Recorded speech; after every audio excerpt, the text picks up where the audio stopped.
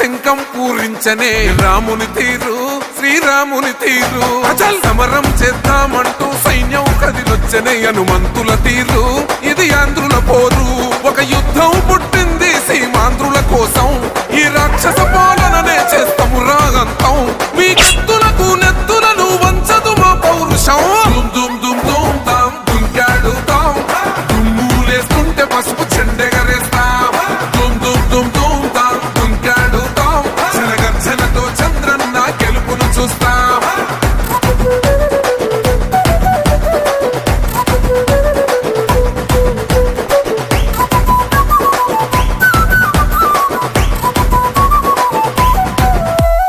గొంతులు కోసిన కత్తులు లేవా సాక్ష్యం విలవిలలాడుతూ పోయింది రమా ప్రాణం నేలన తడిసిన నెత్తుర తిలకం దిద్దా ఎవడొస్తడ రండి రైగమేం అస్సలు తగ్గం మీ రౌడి జానికి మో పౌరుషానికి మొదలైనద యుద్ధం గెలుపెవడద చూద్దాం ఓహో దుమ్ దుమ్ దుమ్ దుమ్ దుమ్ దుమ్ దుమ్ దుమ్ దుమ్ తాం దుంకాడుతాం దుమ్ములేస్తుంటే పసుపు చెండెగరేస్తాం దుమ్ దుమ్ దుమ్ దుమ్ తాం దుంకాడుతాం జనగర్జనతో చంద్రన్న గెలుపును చూస్తాం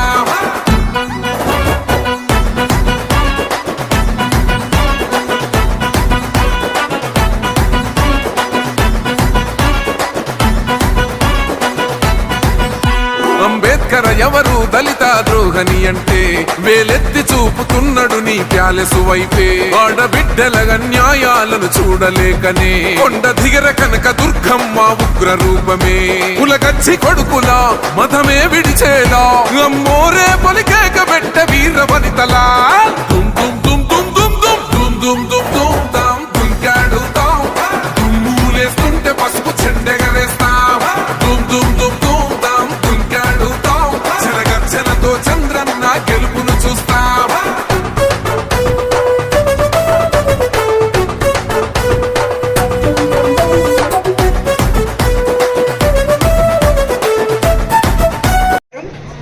ఈరోజు ఇక్కడ కొడవలూరు గ్రామ ప్రజలు సోదర సోదరీమణులు తెలుగుదేశం నాయకులు బీజేపీ నాయకులు అదేవిధంగా జన సైనికులు నాకు క్యాంపెయినింగ్ కాకుండా నిజంగానే విజయోత్సవ సభలాగా అఖండ స్వాగతం పలికినందుకు మీ అందరికీ నుంచి నమస్కరిస్తున్నాను.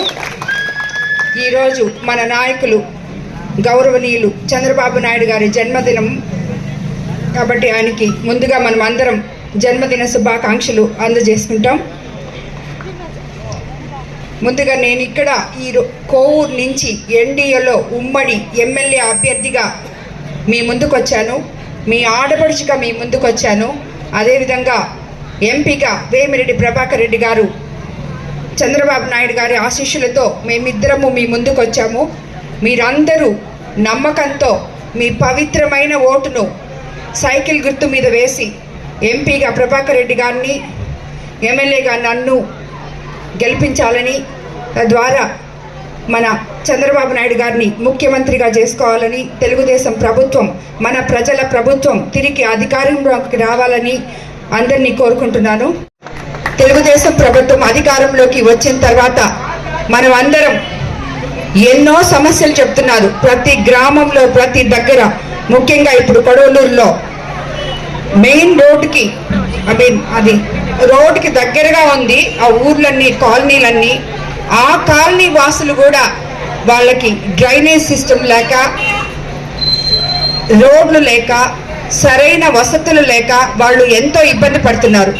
అది ఎన్నో సంవత్సరాల నుంచి గత తెలుగుదేశం ప్రభుత్వంలోనే వాళ్ళందరికీ ఇళ్ళు వచ్చాయని చెప్పారు. ఒకే ఇంట్లో 4 కుటుంబాలు నివసిస్తున్నారు. అదేవిధంగా ఇప్పుడు వచ్చిన వైఎస్ఆర్సీపీ ప్రభుత్వంలో అభివృద్ధి అనేది జరగలేదు. ఇక్కడ ప్రతి గ్రామంలో ఎన్నో సమస్యలు ఉన్నాయి. కానీ స్థానిక ఇప్పుడు ఉన్న ఎమ్మెల్యేలు ఈ 5 సంవత్సరాల నుంచి కాదు కదా, వాళ్ళు 6 సార్లు గెలిచామంటున్నారు. మరి ఏం చేశారో నాకు అర్థం కావట్లేదు. నాకు రాజకీయం తెలియదు, ఏం సమస్యలు ఉన్నాయో తెలియదు, ఎవరో స్క్రిప్ట్ రాసిస్తే నేను చదువుతున్నాను అని చెప్తున్నారు. నిజమే, నాకు రాజకీయం తెలియదు. మీలాగా సంస్కారం లేని మాటలు జీపులెక్కి మైకులు తీసుకొని ఎక్కడైతే స్త్రీని గౌరవిస్తారో అక్కడే మనకి విజయం లభిస్తుంది ఏ దాంట్లో అయినా. కానీ వీళ్ళకి సంస్కారం లేని మాటలు మాట్లాడుతూ ఓడిపోతామనే ఫ్రస్ట్రేషన్లో ఏం మాట్లాడుతున్నారో అర్థం కాకుండా మాట్లాడుతున్నారు.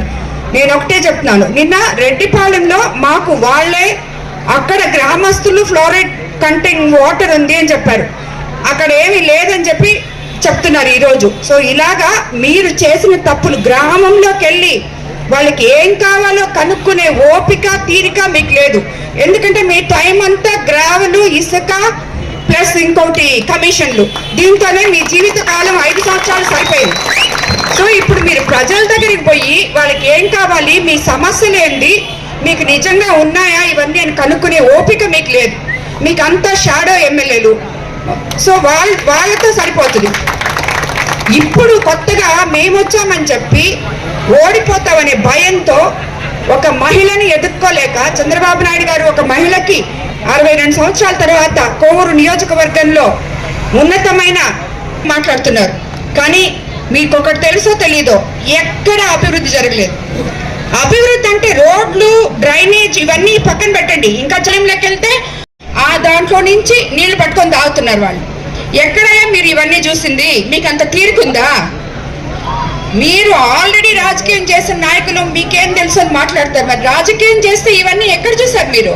ఎప్పుడు చూసారు? ఎందుకు ప్రజలు ఇంత కష్టపడుతున్నారు? నాకు తెలిసి రాజకీయం అంటే ఏంటో, నేను ప్రజలకి నా డబ్బుతో సేవ చేయడానికి వచ్చిన దాన్ని, అంతేగాని గ్రావెలమ్మి ఇసుకమ్మి మాఫియాలు చేసి మైనింగ్లు చేసి అక్రమ సంపాదనతో సేవ చేయడానికి నేను రాలేదు. అక్రమ సంపాదనతో ఎలక్షన్స్ చేయడానికి అంతకన్నా రాలేదు. మాట్లాడితే డబ్బు డబ్బు డబ్బు అని మాట్లాడతారు. ఏంటి డబ్బు? మీ దగ్గర ఉంది. కోవూరు నియోజకవర్గాన్ని అంతా అవినీతిమయం చేసి 600 ఎకరాలు లేఅవుట్లు వేస్తే ఎకరాకు 5 లక్షల దగ్గర కమిషన్లు తీసుకొని ఆ డబ్బంతా ఏం చేస్తారో తీసుకొచ్చి ప్రజలకు పెట్టండి. మీరు సంపాదించిన డబ్బులు ప్రతి గ్రామంలో కనీసం 5% పెట్టితే ఈరోజు గ్రామాలు ఎక్కడో ఉండుండేటి. అది చేయలేదు. ఏదైతే మాట్లాడతారు, ఇక్కడంతా దోచుకొని తీసుకుపోయి హైదరాబాద్ లో దాచిపెట్టుకొని మళ్ళీ మేము రాజకీయ నాయకులు అంటారు. మేము 9 సార్లు పోటీ చేస్తాము, 6 సార్లు గెలిచాము, మాకు రాజకీయం తెలియదు అంటారు. ఏంటి మీరు చేసే రాజకీయం? ఇదా రాజకీయం? నేను చేసి చూపిస్తాను, చూడండి, నన్ను గెలిపించండి. రాజకీయం అంటే ఏంటో నేను చేసి చూపిస్తాను. కోవూరు ప్రజలకి, కోవూరు నియోజకవర్గానికి ఎక్కడికో తీసుకెళ్తాను. నేను ఎంపీ వేమిరెడ్డి ప్రభాకర్ రెడ్డితో కలిసి ఇక్కడ ఎన్నో రోజుల నుంచి, ఎన్నో సంవత్సరాల నుంచి కిసాన్ సెజ్ ఉంది. ఏం చేశారు దాన్ని మీరు పారిశ్రామిక వాడ చేస్తుంటే ఈరోజు ఎంతమంది నిరుద్యోగ యువకులు అక్కడ ఉద్యోగాలు వచ్చిండేటి వాళ్ళకి. ఏం చేశారు దాన్ని? ఏం చేశారు? షుగర్ ఫ్యాక్టరీని పోయినసారి 5 సంవత్సరాల క్రితం షుగర్ ఫ్యాక్టరీని ఓపెన్ చేపిస్తామని చెప్పారు మీరు ఎలక్షన్స్ అప్పుడు. ఓపెన్ చేశారా? ఓపెన్ చేయకపోతే దానికి ఆల్టర్నేటివ్ ఏదో ఒకటి ఉంటుంది. దాన్ని ఏం చేయాలో చూడండి. ఎందుకు అక్కడ పెట్టేస్తున్నారు? బకాయిలు చెల్లించారా? చెల్లించలేదు. ఏమీ చేత కాకుండా మీ పాటికి మీరు మా ఇసుక గ్రావెలు అన్నీ తీసేసుకొని ఎక్కడ పడితే అక్కడ తవ్వేసి నీళ్లు ఊర్లలోకి వచ్చేసేటట్టు చేసేసి ఇప్పుడు ఏదేదో మాట్లాడుతున్నారు. దాచుకోవడం తప్పితే మీకు ఇంకొకటి తెలియదు అని చెప్పి నేను చెప్తున్నాను. అది రాజకీయం కాదని చెప్తున్నాను.